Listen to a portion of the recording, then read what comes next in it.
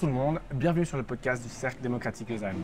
Aujourd'hui, on accueille la professeure Camille Perrier de Persange, 41 ans, docteur en droit, titulaire du brevet d'avocat et professeur de droit à l'Université de Lausanne.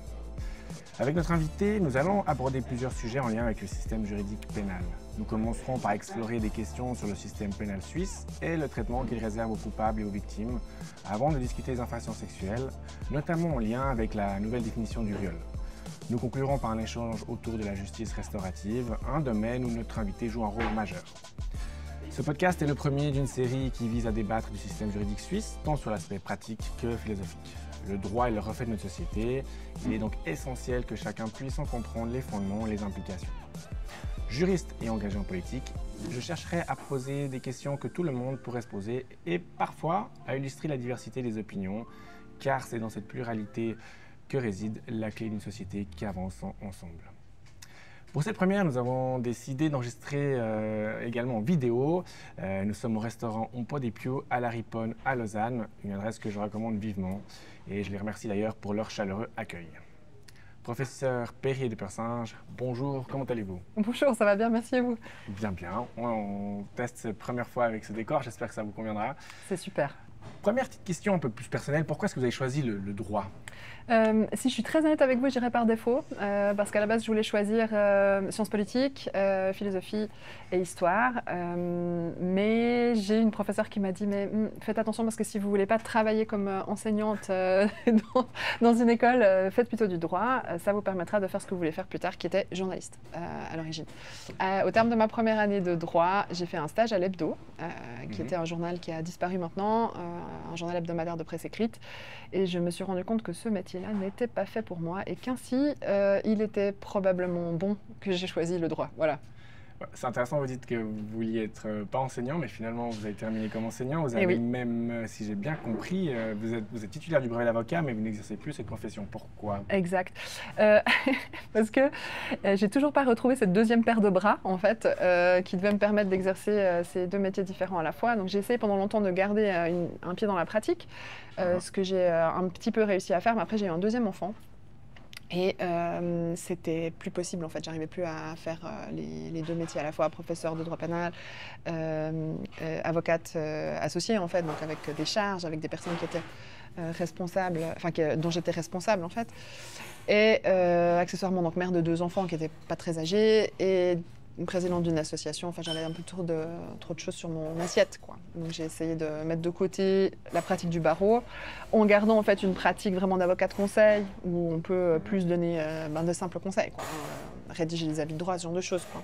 Ce qui est beaucoup moins prenant que d'aller à des auditions, faire avocat de la première heure, etc. Exercer dans ce milieu-là. Et l'enseignement, ça vous plaît? Ouais, c'est ce que je préfère là. Honnêtement, c'est très chouette comme travail, quoi.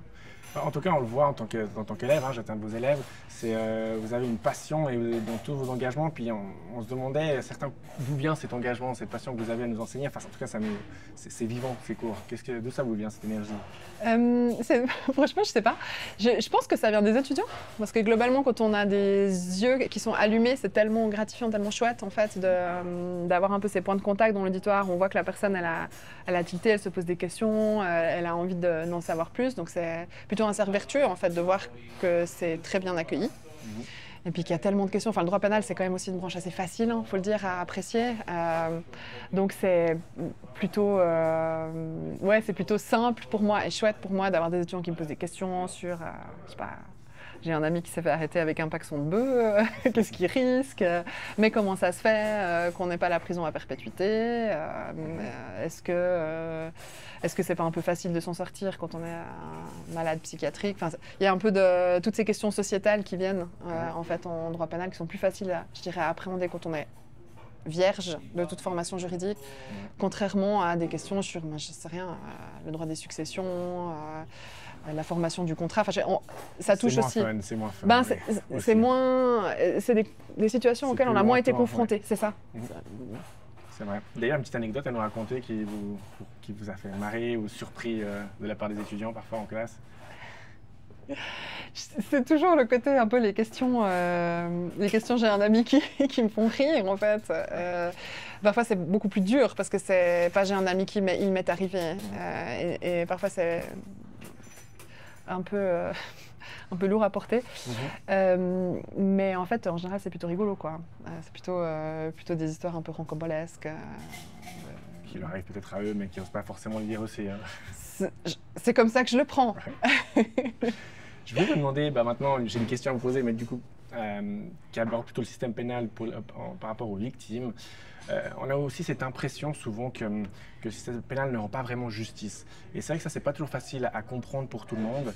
Vous avez même dit lors d'un interview que les victimes étaient plutôt comme des super témoins, parce que la justice se concentre plutôt sur le coupable. Est-ce que vous pourriez m'en dire un petit peu plus sur ce système? Ouais. Bon, c'est bien de le rappeler. En fait, on a l'impression que dans le système judiciaire, on va opposer une partie puis une autre partie, puis le juge va un peu mettre en balance un peu ces deux intérêts. Alors c'est vrai dans des procédures qui sont civiles ou de droit des obligations, où les deux parties sont, on va dire, sur un pied d'égalité. Mais en droit pénal, on a cet aspect très particulier que c'est vertical, c'est-à-dire que l'État va infliger une sanction à une personne qui n'a pas respecté les règles de la vie en société, en fait, ou les règles extrêmes de la vie en société. Puisque je pense, ni vous ni moi, on a été confrontés au système pénal. Globalement, on respecte un petit peu les règles de droit pénal, mais quand tout d'un coup, on va plus loin par rapport à ce qui est autorisé, donc commettre un vol, une escroquerie, etc., mais à ce moment-là, l'État intervient pour sanctionner. Et la question que se pose la justice pénale, c'est à quel point est-ce que la personne à qui on reproche en fait un comportement très répréhensible, pénalement répréhensible, est coupable, pour déterminer quelle est la dose de sanction qu'on doit lui infliger. Et c'est vraiment ça que fait la justice pénale. Et dans ce contexte-là, en fait, la victime, son rôle, il est annexe, en fait. Elle n'a pas besoin d'être là. C'est pas nécessaire qu'elle soit là pour mener l'accusation quand l'infraction est poursuivie d'office et pas sur plainte, évidemment. Elle est là il est là pour raconter ce qu'il ou elle a vécu, comment est-ce que l'auteur s'est comporté, etc. Si c'était une infraction entre auteur et victime, parce qu'il y a beaucoup d'infractions qui n'impliquent pas de victime, hein, la circulation routière, les stupéfiants, etc. Enfin, ça implique des victimes, mais plutôt indirectes, globalement. Et donc, je pense qu'il y a une question importante à se poser, c'est qu'est-ce qu'on entend par justice? En fait, en l'occurrence, là, c'est vraiment l'application des règles de droit pénal qui sont, si jamais vous faites ça, vous risquez ça. Et donc, la justice pénale, c'est-à-dire si jamais vous commettez un vol, vous risquez jusqu'à 5 ans de prison. Et pour déterminer quelle est cette dose de sanction, le juge pénal il va établir les faits, regarder si le droit s'applique dans ce cas-là, puis déterminer la sanction en fait applicable. Mais justement, en parlant de ça, vous avez mentionné le terme dose de sanction. Est-ce que parfois, justement, il n'y a pas une... Cette justice n'est pas seulement trop en faveur de l'accusé, où on va essayer même plus forcément de quelle est la sanction qu'on va lui donner, mais est-ce qu'il n'y a pas un moyen d'atténuer sa sanction? On a l'exemple à Lausanne du cas du Grand Pont, que j'ai juste un petit peu résumé, mais c'était une voiture folle qui a sauté le Grand Pont à Lausanne, côté de l'UBS, il y a eu 3 morts, l'auteur s'en est sorti. Et justement, il y a une expertise par un psy qui dit qu'il a la capacité cognitive, c'est-à-dire qu'il est capable de reconnaître que c'est mal, mais qu'il lui manquait la capacité volitive. Donc, qu'il n'était pas capable de résister alors qu'il savait que c'était mal. Alors, je lis mes notes, parce que même si on l'a vu en cours, je ne saurais pas le redire comme ça. Mais c'est pas un peu trop facile en fait, parce que du coup, là, sa peine a été atténuée et au final, on a ce sentiment d'injustice. Pas de peine pour lui. Il n'a même pas eu de peine. Pas de peine, mais il est toujours en prison. Hein. Bon, alors vous évoquez une situation qui est très particulière, hein, mais pas si rare que ça, puisque les personnes qui vont aussi loin dans la commission d'une infraction sont souvent des personnes qui, comme vous l'avez dit, se rendent pas vraiment compte de ce qu'ils font. Ou alors ils se rendent compte, mais ils n'arrivent pas à décider en fait de façon rationnelle, comme vous et moi en fait. Donc la situation qu'on a dans ces circonstances, c'est que c'est une personne à qui on ne peut pas infliger une sanction parce qu'elle est en réalité malade. En fait, la personne que vous évoquez, je sais qu'elle est malade. Et ça a été d'ailleurs dit dans les journaux, il y a une expertise psychiatrique qui a démontré qu'il y avait une pathologie particulière psychiatrique qui fait que la personne, si elle est soignée, en fait, elle peut vivre en société, mais comme elle n'était pas soignée à ce moment-là, elle a commis cette infraction terrible, en fait. Et donc, ce qu'on a prononcé contre elle, c'est pas une sanction, c'est pas une peine, c'est-à-dire qu'on l'a pas punie, on lui a pas figurativement utilisé le bâton, mais on l'a prononcé contre elle une mesure thérapeutique institutionnelle. Ça veut dire que cette personne, elle est actuellement, je crois toujours en fait, à curabilis. C'est cette prison hôpital, qui était pensée comme un hôpital-prison, mais qui est plutôt en fait une prison-hôpital, où elle est suivie régulièrement et puis où on fait en sorte qu'elle ne soit pas en mesure de commettre des infractions. On essaie de protéger la société pour éviter qu'elle commette des infractions. Mais un jour, cette personne pourra en sortir. Peut-être. En fait, l'article en question, l'article 59, autour des mesures thérapeutiques institutionnelles, dit que tant que la personne n'est pas déclarée par deux personnes différentes, enfin, c'est pas ce que dit la disposition, mais c'est comme ça qu'elle est appliquée, tant qu'il n'y a pas deux psychiatres différents qui disent oui, elle est plus dangereuse en fait, on peut la laisser sortir, eh ben, elle reste à l'intérieur de la prison. Le cas que vous avez évoqué, je ne sais plus, mais c'est vraiment vieux, hein, ça doit être quoi, 2003. 2003, ouais, début des années 2000. Alors, je ne sais pas si elle y est encore, mais je me souviens d'avoir visité Curabilis récemment, puis je sais qu'elle y était encore il y a peut-être quelques 2-3 ans par là autour. Donc, elle a quand même été enfermée pendant plus de 15 ans, ça c'est certain. Et donc, on ne peut pas vraiment dire qu'il n'y a pas eu de sanction, pas eu de réponse. Pour répondre à votre autre question qui était un peu différente, en fait, est-ce qu'on n'a pas l'impression que le système pénal est là pour atténuer la sanction, en fait, pour essayer de protéger le prévenu? C'est une manière... je comprends, hein, je comprends la question, mais en réalité, on est en train de se demander... Est-ce que cette personne-là, on peut l'emmener en prison? Est-ce que cette personne-là, on peut lui prendre une partie de son patrimoine parce qu'elle a commis quelque chose? Alors que cette personne-là, a priori, elle est présumée innocente. On ne sait pas, en fait, si cette personne elle a commis une infraction jusqu'à ce qu'on ait fait une investigation et qu'un juge ait dit oui, effectivement, cette personne est coupable. C'est ce qu'on appelle la présomption d'innocence. Et ça vaut pour n'importe quelle infraction. On va parler des infractions contre l'intégrité sexuelle où c'est plus facile, en fait, de se dire ah ouais, mais si tout d'un coup on m'accuse d'avoir commis ça, moi j'aimerais bien que le juge ne se dise pas d'emblée en fait que je suis coupable. Donc c'est quand même ça qu'on... Mais l'acte a quand même été commis, et donc il y a quand même un acte... Oh non, attention, hein, on ne sait pas si l'acte il a été commis. Quelqu'un dit que l'acte a été commis et que cette personne-là a commis un acte. Oui, mais si on arrive à atténuer ça, enfin si on arrive à prendre en compte que oui, elle a agi de manière consciente, mais qu'elle n'arrive pas à se maîtriser, il y a quand même un acte qui a été commis. Ok, alors vous revenez sur le cas du Grand Pont, hein, d'accord. Bon, on sait qu'il y a un acte qui a été commis. Après, c'est est-ce que cette personne est coupable de l'avoir commis? Et à quel point est-ce que cette personne est coupable? Et la dose de culpabilité permet d'infliger une certaine dose de sanction. Ouais, qui soit peut-être plus adaptée, c'est aussi ça l'idée. Qui est plus adaptée, etc. Et en fait, dans le cas que vous évoquez, la personne, elle n'est pas coupable du tout. C'est-à-dire que vu qu'elle est malade, on va considérer qu'elle n'est pas coupable du tout. Et donc, il n'y a pas de sanction pénale qui la punit. En revanche, il y a une mesure parce qu'on se rend compte qu'elle est dangereuse, puis on va l'enfermer. Alors, pour les personnes qui subissent un 59, ça a tout à fait... l'article 59, qui sont en mesure thérapeutique institutionnelle, en termes de ressenti, ça a tous les effets d'une sanction. Hein. Croyez-moi, la personne, elle est enfermée, elle est en prison. Hein. Puis il y a beaucoup de personnes qui sont en prison dans l'attente d'une place à Curabilis ou dans un établissement thérapeutique. Bah, c'est parfait, ça m'ouvre sur un autre cas que j'aimerais illustrer aussi par rapport au fait que peut-être jusqu'où est la limite en fait qu'on peut aller pour aider un peu ces personnes qui sont en prison. C'est le cas peut-être plus récent, en 2013, le cas Carlos, qui à 9 ans avait commencé avec des problèmes avec la justice quand il avait l'âge de 9 ans et finalement à l'âge de 17-18 ans il s'est retrouvé dans un appartement 4 pièces à Listal, entouré de spécialistes, un entraîneur de boxe. Et environ à l'époque, la justice avait dit que ça coûtait environ 22 000 francs par mois juste pour cette personne. Si on fait un bilan, en 2024, il a encore été arrêté, au total une trentaine, voire plus de délits commis. En fait, c'est dans quel but et puis où est-ce que se situent ces limites en fait? Est-ce qu'on n'en fait pas trop justement pour les coupables? Et après, je reviendrai sur les victimes parce que c'est aussi quelque chose dans lequel vous travaillez. Donc c'est pour ça que j'installe cette question. Mais est-ce qu'on ne fait pas trop justement? Bon, on vit ensemble, hein, donc on fait société ensemble. Et au sein de cette société, il y a des personnes qui respectent plus ou moins les règles, des personnes qui sont plus ou moins problématiques, des personnes qui peuvent les respecter, des personnes qui peuvent moins les respecter parce qu'elles ont une vie peut-être plus compliquée, parce qu'elles ont des pathologies, comme on en a évoqué tout à l'heure, ou parce qu'en termes de développement, elles ne sont pas arrivées à se développer de manière sociable, en fait, on va dire. Donc vous dites, est-ce qu'on en fait trop, est-ce qu'on n'en fait pas trop? C'est une bonne question, en fait. Je pense que... On vit quand même en Suisse. Crédibilité du système entre un équilibre entre trop faire, pas faire, donner à certains, pas à certains. Ou alors bon. Vous prenez un exemple extrême. Hein. Vous prenez l'exemple de quelqu'un pour qui ça n'a pas marché. C'est un exemple extrême. Les infractions commises par des mineurs en Suisse, c'est à peu près une dizaine de milliers de délits et de crimes commis par année, à peu près par semaine, 10-12 000. Par là autour, ça augmente, ça baisse. Enfin, ce qui n'est pas beaucoup, enfin. En soi, c'est quand même pas énormément. On parle de Carlos, donc on parle d'une personne. À côté de cette personne, il y en a 9 999 autres pour lesquels le système, globalement, fonctionne quand même pas trop mal, quoi. Les primo-délinquants en Suisse, ils ne recommencent pas dans 4 cas sur 5. Les personnes qui commettent la première infraction, elles ne recommencent pas dans 4 cas sur 5. Donc on peut aussi dire que le système, il marche à 80% en fait. La personne, elle sent passer le boulet, elle est accompagnée, on fait...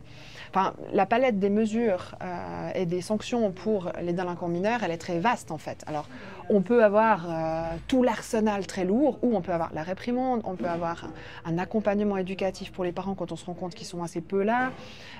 On peut avoir, pas le travail d'intérêt général, mais c'est la prestation personnelle, c'est comme ça que ça s'appelle en fait pour les mineurs. Et puis dans des cas extrêmes où la personne n'en arrive toujours pas à la cadrer, on peut mettre à chaque fois de plus en plus de mesures en place. Mais est-ce qu'on en fait trop? Je ne sais pas. Le jour où Carlos il commet quelque chose de vraiment grave et puis qu'on n'arrive plus à l'accompagner jusqu'au bout, peut-être bien qu'on va l'envoyer en prison puis qu'on arrêtera les frais au niveau éducatif. Mais est-ce que c'est pas bien quand même, dans un pays qui est comme le nôtre, relativement aisé, d'essayer d'accompagner les personnes pour les remettre sur le droit chemin, étant entendu, encore une fois, que c'est un système qui marche quand même vraiment bien par rapport à d'autres personnes. Je me rappelle... Et on est juste derrière le Grand Conseil ici. Il y a quelques années, j'ai participé aux assises de la chaîne pénale, où en gros on essaie de regarder de façon critique notre système de justice pénale. Et on a invité une Belge, en fait, les organisateurs avaient invité une Belge à parler, puis elle a commencé en disant, mais elle rigolait, elle disait, mais je crois que vous vivez dans un état d'exception dont vous n'avez même pas idée, en fait. Vous ne vous rendez pas compte à quel point chez vous, ça se passe tellement bien, en fait. Alors évidemment, on était critique sur le nombre de personnes qui étaient en prison, le nombre de personnes qui étaient en mesure, et je pense qu'en fait, la Suisse fonctionne quand même assez bien. Et je pense qu'on peut se le permettre, en fait. Et puis effectivement, il y a des cas extrêmes. Vous avez évoqué le cas de Carlos, on peut aussi évoquer les cas où, il y a des fois où le système dysfonctionne. Et qu'est-ce que ces cas nous disent, en fait, sur notre système de fonctionnement? Est-ce qu'il faut vraiment tout revoir? Est-ce que c'est un cas extrême? C'est des questions qu'il est assez sain de poser, en fait, dans une démocratie qui fonctionne. Alors, on va aborder un autre sujet pour faire suite à la nouvelle loi qui est rentrée en vigueur en 2024, en juillet, si je ne dis pas de bêtises, par rapport à une infraction, l'effectuation du viol. Mais avant, je vais juste mettre un petit contexte. L'Office fédéral des statistiques nous révèle qu'en 2023, il y avait 5000 personnes qui ont déposé plainte, ce qui est vraiment très peu. Et ce qui est intéressant de voir, c'est que 86% des personnes qui ont déposé plainte, c'est des femmes. Et 96% des personnes qui sont prévenues, c'est du sexe masculin.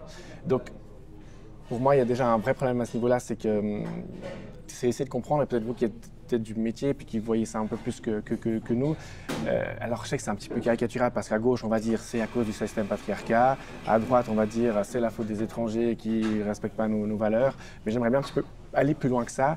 Puis en fait, déjà, vous posez la première question, est-ce que vous ne pensez pas qu'il y a un problème, il y a un problème de genre, c'est clair, ou de génération, alors c'est peut-être pas juridique là, mais votre sentiment, d'où vient ce problème, cette différence, cette problématique qu'il y ait autant d'hommes qui commettent ce genre de crimes? On est en train de parler de sexualité dysfonctionnelle, en fait. On est en train de parler du fait que une femme sur 5 à peu près en Suisse a vécu une relation sexuelle sans consentement. À peu près presque une femme sur 10, un peu moins qu'une femme sur 10, une femme sur 13 peut-être, a vécu une relation sexuelle où il y avait de la contrainte en plus, donc la menace, la violence. Une forme de négation de sa volonté. Donc c'est un phénomène qui est massif. Votre question c'est d'où est-ce que ça vient en fait ce phénomène massif? Vous dites de façon très schématique, la gauche dit que c'est à côté du patriarcat, la droite dit que c'est à cause des étrangers qui ne respectent pas les règles. J'essaye de rester aussi objectif que possible ici, mais les chiffres que vous avez montrés nous montrent que c'est massivement des hommes qui commettent massivement des infractions contre l'intégrité sexuelle contre les femmes. Donc pourquoi est-ce qu'ils font ça? Je vous donne l'interprétation globale qui est admise d'un point de vue sociologique, c'est que la vision de la sexualité aujourd'hui entre hommes et femmes, elle est marquée par un homme actif qui demande et qui va jusqu'où il peut aller tant que la femme ne résiste pas. Et c'est ça qui est considéré comme étant une sexualité normale. Alors, j'aime pas utiliser les termes culture du viol parce que c'est hyper clivant. Tout de suite, on se dit « Ah, mais pas du tout, on n'a pas du tout une culture du viol chez nous. » Mais je pense que l'image de la sexualité qui est véhiculée aujourd'hui, si vous regardez les films, si vous regardez les séries, si vous regardez ce qui a été montré ou considéré comme normal, c'est que globalement la femme est tenue de résister et de ne pas vouloir. C'est un objet sexuel. Parce que la femme qui veut des relations sexuelles elle n'a pas une bonne réputation. Souvent dans les films, en effet, même dans la vraie vie. En fait. Mais dans la vraie vie, en fait. Enfin, vraiment, c'est ça qui est frappant, quoi. J'écoutais une interview de Virginie Despentes et Virginie Despentes disait, mais je comprends pas, en fait, même aujourd'hui chez les jeunes, l'homme qui a beaucoup de conquêtes, d'ailleurs, même la sémantique le montre bien, c'est un vocabulaire qui est guerrier, quoi. On a un tableau de chasse, on fait des conquêtes, l'homme, il est vraiment très actif et il va chercher, positif, en fait, cette relation sexuelle. Et du côté de la femme, c'est ah ouais, elle s'est laissée faire, soumise, salope, etc. Enfin, tous les termes qui sont de ce côté-là. Et Virginie Despentes disait, mais je comprends pas. C'est objectivement une activité qui est plutôt joyeuse, qui a priori devrait apporter du plaisir aux deux participants. Et pourtant, en fait, on n'a toujours pas des femmes qui se vantent en fait du nombre de leurs conquêtes. Et d'ailleurs, encore récemment, on a organisé un colloque international sur l'agression sexuelle à l'université de Lausanne. On a fait venir la commission des jeunes du Grand Conseil. Et on a beaucoup discuté de comment est-ce que les jeunes vivent la sexualité aujourd'hui. Et ces jeunes filles, en fait, nous disaient, nous, on ne peut pas vouloir en fait, du sexe parce qu'on est quand même toujours traité comme des traînées, en fait, quand on a une volonté en fait, dans la relation sexuelle.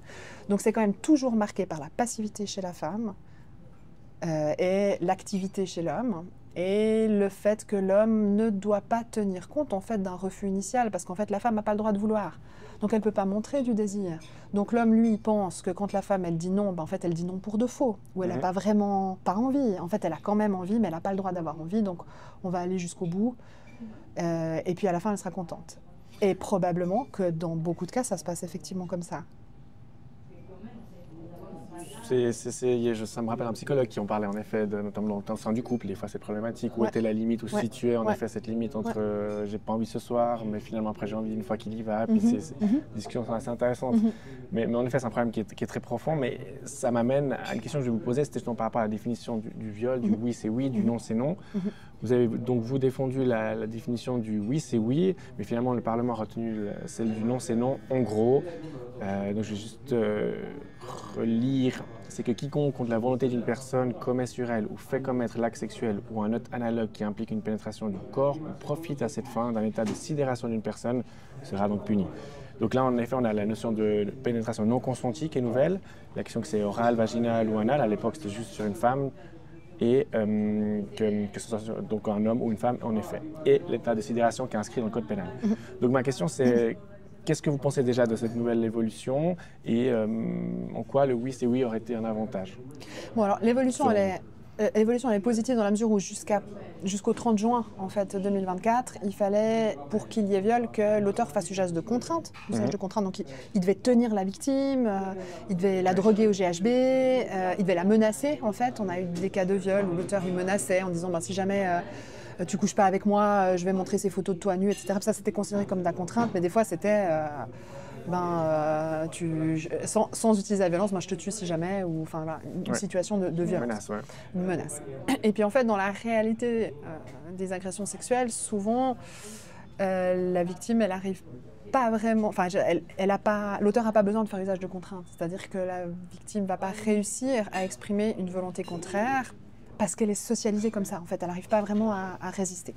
Alors l'évolution, elle est positive dans le sens où on n'a plus besoin de la contrainte, il suffit que la victime dise non, et on a beaucoup de situations dans lesquelles l'auteur est acquitté, alors même que la victime a dit non. En fait, on a des arrêts du tribunal fédéral qui disent ça n'a pas dépassé en fait, la force qu'il est normal d'utiliser dans ce genre de situation. Elle a dit non, mais il n'y a toujours pas eu de contrainte, etc., etc. Donc là, l'extension, le filet pénal est tendu, quoi. On a des comportements qui étaient non punissables qui vont devenir punissables maintenant. Après, j'aime bien prendre cet exemple, même si c'est journalistique, mais il y a une émission de temps présent qui a été faite autour des prédateurs sexuels qui chassaient en ligne. Le thème est très accrocheur, mais il y a peut-être 6 ou 7 victimes qui témoignent là-dedans, et toutes ces victimes, il y a des femmes et des hommes, toutes ces victimes disent à un moment donné, il m'a déshabillée, il m'a retournée, etc. Il et elle racontent l'agression et il et elle disent toutes la même chose. Je ne sais pas ce qui s'est passé. J'arrivais plus à dire non, en fait, j'arrivais pas à me défendre. Je ne sais pas pourquoi j'ai pas réagi, pourtant j'aurais pu sortir, etc. Et la personne ne sait pas pourquoi, en fait, elle n'a pas réussi à réagir. Alors ça va nous amener à l'état de sidération, en fait, qui est précisément le compromis qui a été voulu en fait au Parlement. On a dit ah ouais, la victime elle peut dire non, elle peut très bien dire non, puis si jamais elle peut pas dire non, c'est qu'elle est en état de sidération. Ce qui est bien en fait, que ça a été inscrit comme ça, qu'on reconnaisse en fait ce phénomène de réaction en cascade indépendant de la volonté de la victime. En fait, c'est le cerveau qui protège la victime, qui l'empêche d'avoir des souvenirs, qui l'empêche de bouger, qui l'empêche de ressentir la douleur aussi, pour que l'événement soit un petit peu moins traumatisant en fait. Mais la victime va dire mais je comprends pas pourquoi j'ai pas bougé, je comprends pas pourquoi j'ai pas dit non en fait. C'est hyper dommageable pour la victime quand même après, parce que souvent elle se dit mais en fait c'est ma faute, j'aurais dû dire non. Et donc c'est positif parce que quelque part on comprend un petit peu mieux ce phénomène, mais à mon sens ça va pas suffisamment loin parce qu'on est toujours dans cette vision où on peut aller jusqu'où on nous arrête en fait. Alors qu'une vision peut-être plus positive, plus joyeuse, la sexualité dirait les deux personnes sont des sujets, elles peuvent les deux exprimer quelque chose et puis l'auteur devrait à tout le moins chercher une approbation, être sûr que ce qu'il fait c'est quelque chose qui est voulu par l'autre personne. C'est très juste, mais justement en parlant de relation qui est joyeuse, l'idée qu'on doive systématiquement dire un oui, est-ce que ça voudrait dire, selon votre définition du oui, c'est que deux personnes doivent systématiquement se dire oui avant de le faire, ou est-ce que des gestes, ou est-ce qu'une approche, parce que parfois un simple geste suffit à dire non, un simple geste suffit à dire oui. Oui. Donc où est-ce qu'on met cette limite? Où est-ce qu'on mettrait cette limite? Aujourd'hui, il se pose déjà la question, c'est-à-dire que la solution qu'on a abordée, c'est la solution du non, c'est non, c'est-à-dire que la victime, il suffit que la victime dise non pour que l'acte sexuel commis contre sa volonté soit considéré comme un viol. Après, on peut dire non de différentes manières. Ça a été plusieurs fois dit et redit. C'est-à-dire qu'on peut se retourner, le tribunal fédéral dit la victime peut secouer la tête, se mettre à pleurer, se détourner de l'auteur. Mais sans aller jusque-là, je pense qu'on comprend quand les mains sont écartées, quand on essaie de se recroqueviller, quand on protège son corps, que globalement ça signifie que la personne n'a pas envie. Donc on n'est pas obligé en fait, d'aller très très loin là. Pour le oui, il y a 1000 manières en fait, de dire qu'on a envie d'avoir un rapport sexuel avec quelqu'un. Je pense que on ne va pas faire un cours d'éducation sexuelle au Cercle démocratique, mais l'idée c'est quand même, c'est pas je veux te toucher là, est-ce que tu es d'accord? Ça peut être simplement d'avancer dans le processus, puis de faire attention en fait à la réaction de son ou sa partenaire. Et puis je prends toujours un peu cet exemple du match de tennis parce que ça peut un peu parler quoi. On se donne rendez-vous, on va faire un match de tennis, on se change, vous et moi on a notre raquette et tout ça, on est prêt. Puis si je me mets à tirer un certain nombre de balles sur vous, puis qu'en fait vous restez au milieu du court, puis que vous bougez pas, je pense que assez rapidement je vais vous dire mais en fait vous avez envie de jouer ou pas? Parce que je vais vite me rendre compte que vous voulez pas. Mais la vision de la sexualité, elle est pas comme ça quoi. Donc on a quand même encore cette idée que la personne qui bouge pas, peut-être en fait elle a quand même envie d'être là. Alors que, je pense qu'assez souvent, elle n'a pas très envie d'être là. Dans les agressions sexuelles, je veux dire, quand on est en train de parler d'une femme sur 5 qui a vécu une relation sexuelle non consentie, c'est quand même vraiment pas rare du tout que la personne n'ait pas envie d'être là, en fait. C'est clair. Mais que de l'autre côté, on n'a pas pensé à poser la question parce que c'est pas nécessaire, en fait, ça se passe comme ça. Et en parlant un peu plus de cet effet de sidération, comment est-ce que les tribunaux vont juger cet effet de sidération? Il y a des premiers cas qu'on a déjà rendus, comment ça s'est traité? Alors honnêtement, je ne sais pas. Je ne sais pas comment est-ce que les tribunaux vont manier en fait cette notion, parce qu'en fait, le législateur il a l'air de traiter ça comme une sorte de bouton on-off. Tout d'un coup c'est là ou c'est pas là. Mais en fait c'est un phénomène qui est spectral, quoi. Ça veut dire qu'on peut être complètement paralysé, puis avoir l'impression, qui est décrit par certaines victimes, qu'on flotte au-dessus de la pièce en fait, puis qu'on se voit, puis qu'on se dit mais pourquoi est-ce que je bouge pas comme dans un cauchemar en fait, quand on a envie de fuir, puis qu'en fait notre corps répond pas. Il y a des victimes qui vont dire j'ai essayé de lui dire non, mais j'avais j'ai dit non, mais c'était un mince filet de voix, j'avais pas tellement de force, donc j'ai pas trop réussi à réagir. Puis c'est pas tout le temps, c'est pas. Voilà, la victime elle peut aussi être active, puis tout d'un coup elle se reconnaît pas, puis elle est en une forme de pilote automatique. Donc je sais pas du tout où les tribunaux vont mettre la limite en fait. Ça aurait probablement été plus simple en fait de dire qu'il fallait que l'auteur cherche une forme de consentement pour s'assurer de la non-punissabilité du comportement. Et justement, il y a aussi cette notion de certains qui étaient plutôt contre le oui et oui, parlaient du renversement de la preuve. Pouvez-vous un petit peu nous expliquer en fait quelle est si c'est un vrai problème. Peut-être nous expliquer ce que c'est le renversement de la preuve. C'est difficile. Alors, on a parlé avant, en fait, de la situation de la personne qui est accusée. Et puis, je vous ai dit, mais elle est présumée innocente jusqu'à ce qu'on établisse, en fait, que la personne a effectivement commis l'acte, qu'elle l'a commis de façon consciente ou négligente dans un autre cas. Mais jusque-là, elle est présumée innocente. Ça veut dire que c'est le procureur qui doit démontrer que la personne, elle est coupable. Donc, si elle pense que la personne est coupable, elle va chercher, en fait, dans son comportement, ce qui remplit les conditions de l'infraction. Est-ce que vraiment il y a eu rapport sexuel? Est-ce que la victime a dit non? Est-ce que l'auteur a compris, en fait, ce non? Est-ce qu'il a choisi consciemment, en fait, de passer outre? Est-ce qu'il est coupable? Est-ce qu'il est malade, quoi, par exemple? C'est au procureur de déterminer ça, concrètement. Et donc, ça veut dire qu'il va poser des questions, que l'auteur va répondre ou choisir de ne pas répondre, qu'il va interroger la victime, qu'il va regarder dans leur téléphone quels sont les messages qui sont échangés, comment est-ce que les gens qui étaient à la soirée ont vu la relation se dérouler un peu entre les deux, etc. etc. Il investigue, en fait, la situation. C'est à lui d'amener cette preuve-là. C'est pas au prévenu d'aller démontrer, en fait, qu'il est innocent. Cela étant, le prévenu a le droit de se taire, le prévenu a le droit de mentir, il peut dire qu'il n'a jamais été là, etc. etc.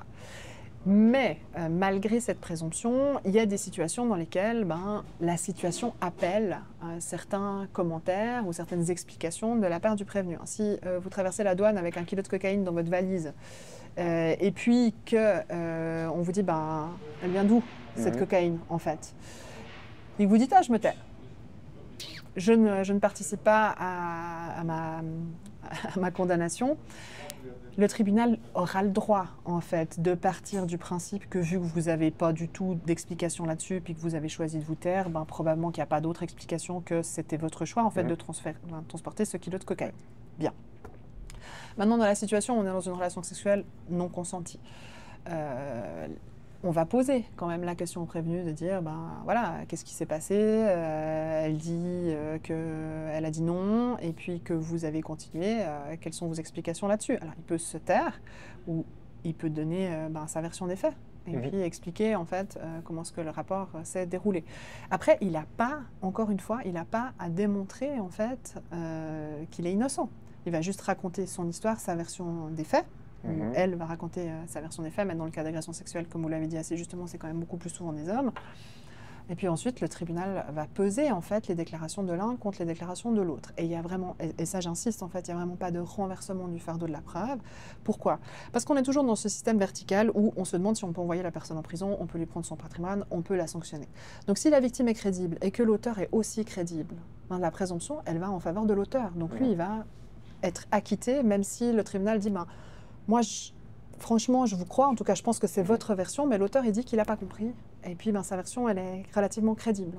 Et donc, désolé, il n'y a pas de renversement tout d'un coup du fardeau qui fait que il n'a pas prouvé qu'il était innocent et donc on va le condamner. Et même si c'était oui, c'est oui, parce que c'est quand même toujours ça la question. Est-ce qu'il y avait consentement, est-ce qu'il n'y avait pas consentement? C'est clair. Et est-ce que l'auteur avait compris ou est-ce qu'il n'avait pas compris? Donc on va toujours se retrouver dans cette configuration que ce qu'on cherche, ce soit un oui ou ce qu'on cherche, ce soit un non. Donc il n'y a jamais eu de renversement en fait en réalité. Alors une dernière question rapidement. Quand on sait que seulement 8% des femmes qui ont subi des agressions ont déposé plainte, on se pose quand même une question. Est-ce que le système juridique, dans le sens les policiers, les magistrats, est-ce qu'ils sont vraiment... Est-ce qu'on met assez tout en œuvre pour protéger ces personnes? Parce que pour moi, déjà, un des premiers rôles de l'État, c'est de protéger en fait, ces citoyens et citoyennes. Donc, est-ce qu'on n'est pas un peu en état failli à ce niveau-là? Est-ce qu'il n'y a pas un problème dans notre système? Alors, je dirais pas dans notre système. Je dirais dans le système de façon générale. En fait, j'ai une collègue belge, la professeure Anne Lemon, qui disait le système pénal pour les agressions sexuelles, c'est comme faxer une pizza. Ça ne marchera pas, en fait, ça ne donnera rien. Parce que de toute façon, en fait, on est dans des infractions qui se déroulent généralement à huis clos, où on a à peu près rien.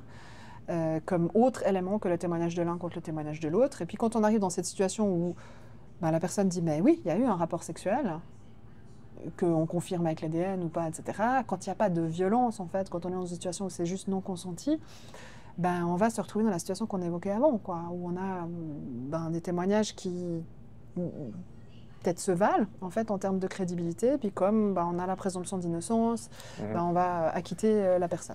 Après, pourquoi est-ce que les femmes n'y vont pas, en fait? Pourquoi est-ce qu'on ne dépose pas plainte? Bon, parce qu'on n'a pas envie d'en parler, en fait. C'est quand même vécu comme quelque chose d'honteux de la part des victimes, de devoir raconter que on s'est laissé faire, qu'on n'a pas su dire non. Enfin, souvent, on se sent très coupable par rapport à ça. Enfin, les victimes évoquent souvent, en fait, un sentiment de culpabilité, d'impuissance qu'elles n'ont pas envie de réévoquer. Il y a un découragement aussi. Donc, il y a, je sais pas, il y a peut-être des chiffres à connaître, quoi. 6 000 cas, c'est le nombre de personnes qui vont en parler à la LAVI en Suisse. C'est-à-dire que des personnes qui vont... alors, je suis 5 000, c'était ceux qui ont porté plainte sur l'Office fédéral des statistiques. Mais alors, j'aimerais... Je relis volontiers ces statistiques parce que moi, j'avais 6 000 consultations LAVI par rapport à ça. Donc, les personnes qui vont chercher de l'aide au centre d'aide aux victimes.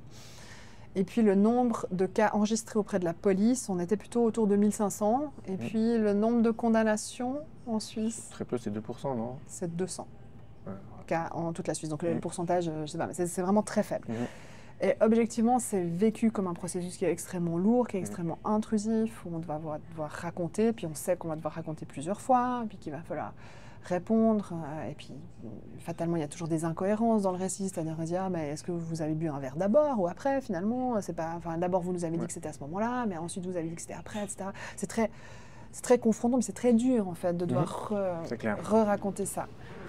Puis, ouais, je pense qu'il y en a beaucoup qui se disent, mais de toute façon, je n'obtiendrai jamais de condamnation. Et puis, ça ne va pas beaucoup m'aider, en fait. Que la personne soit condamnée, en fait, ça ne va pas changer ce qui s'est passé, quoi. Donc, il y a vraiment une sorte de manque d'espoir dans ce que la justice peut apporter aux victimes à cet égard-là. Puisque, encore une fois, et on retombe sur nos pattes, la question que se pose la justice pénale, c'est est-ce que la personne est coupable, est-ce que je dois la sanctionner? C'est pas à quel point est-ce que la victime elle a souffert. Alors c'est accessoire, ça je l'ai pas dit, mais c'est vrai que la victime peut demander de l'argent dans le cadre de la procédure pénale, un tort moral, etc. Mais ça c'est... Et pour les victimes d'infractions sexuelles, c'est très peu demandé. En fait, les victimes disent bon, je m'en fous de l'argent, j'aimerais juste qu'ils recommencent pas, j'aimerais juste qu'ils reconnaissent, etc. Enfin, il y a d'autres demandes, d'autres besoins, je pense. On sera plus efficace en fait en changeant, en éduquant pour changer les mentalités. Je pense que c'est pas mal. Ça aurait été pas mal en fait qu'on mette le curseur en termes de ce qui est acceptable socialement, ce qui est bien socialement, c'est de s'assurer que son ou sa partenaire est d'accord. Il nous reste très peu de temps. On va quand même aborder le sujet de la justice restaurative, donc justice en faveur des victimes. C'est un de vos combats. Vous êtes présidente de l'association, que je la dise correctement, pour une justice restaurative. Donc en gros, c'est offrir une solution pour les victimes, pour avoir une réponse, pour rencontrer leur agresseur, leur bourreau. Il y a une chose que j'aimerais bien préciser, c'est que le but, c'est pas de remplacer la justice, c'est vraiment un complément de ce qui existe déjà. Donc déjà, comment ça fonctionne en pratique? Vous l'avez déjà fait. Et dans d'autres pays aussi, quels sont un peu les impacts, quelques mots, décrire les avantages et inconvénients également du système? Ok.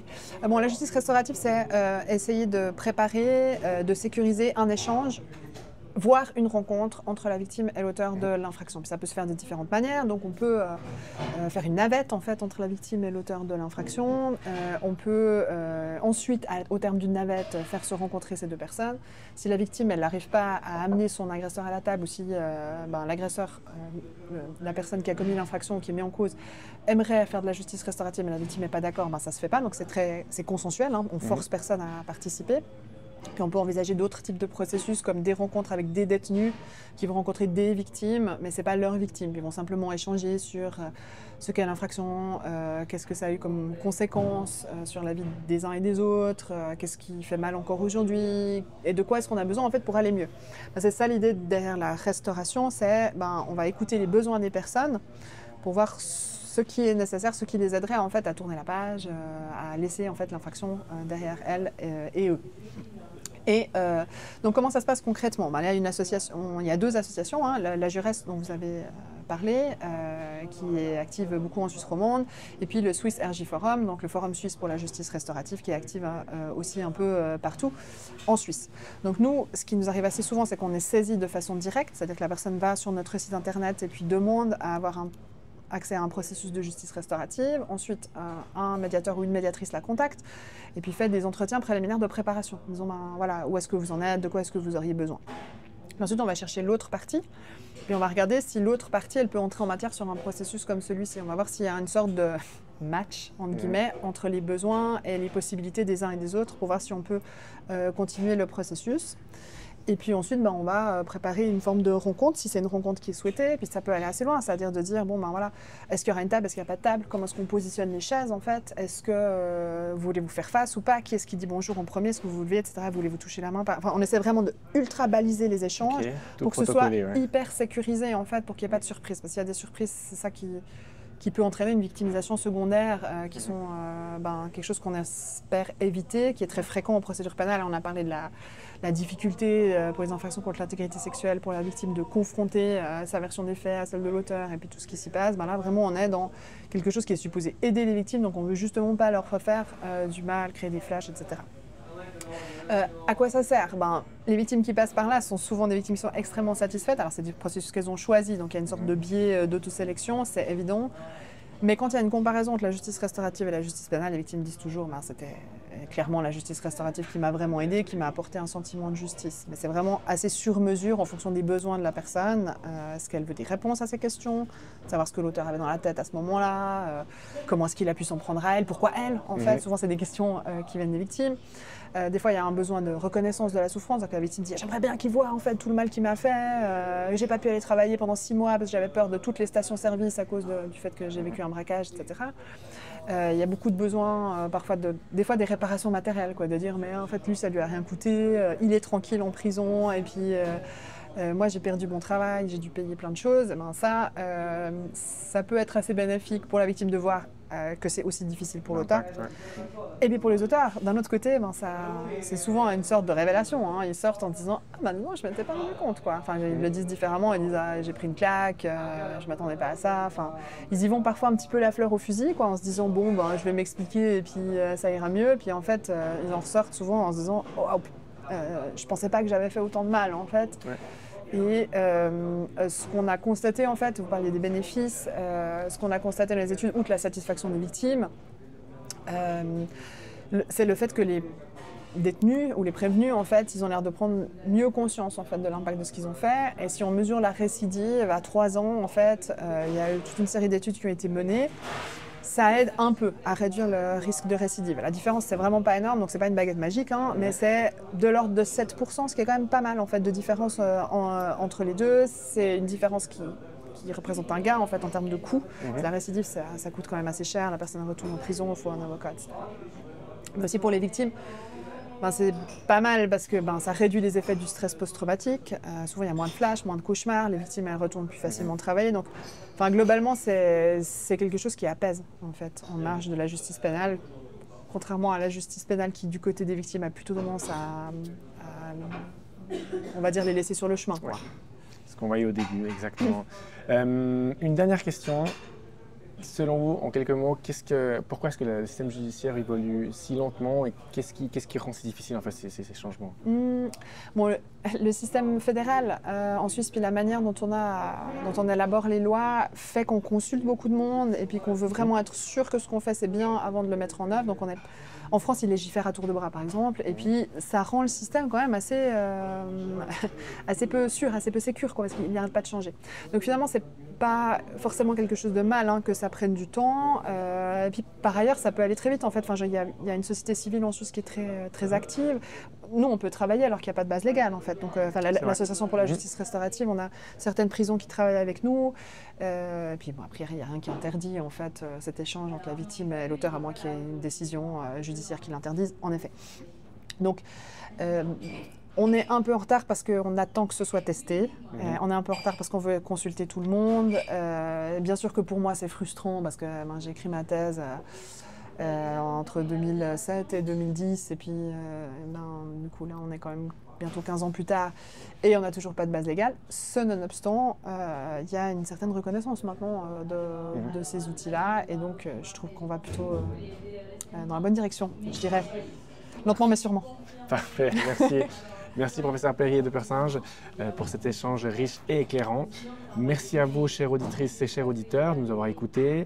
J'espère que cet épisode vous aura donné envie de vous intéresser encore plus au système juridique suisse. D'ailleurs, si c'est le cas, n'hésitez pas à liker, commenter ou partager cet épisode avec vos proches.